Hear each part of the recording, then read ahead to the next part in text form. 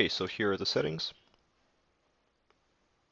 The values are unnecessarily large. This is just for the purposes of demonstration right here. The machine will move down, come into contact with the initial height control sensor, move up by 10. This is going to be the ignition height. It will wait until the arc sensor is activated right here. Move up to 30, which is the pierce height. We'll wait for 10 seconds.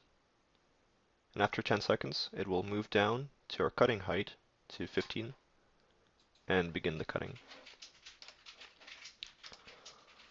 We can start from, let's say,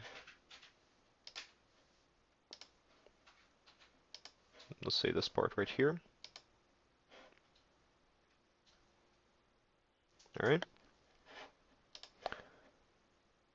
Play. It's moving down, comes into contact, goes back up. Now it's waiting for the arc sensor. It's right here. It's moving up. It's going to be waiting for 10 seconds.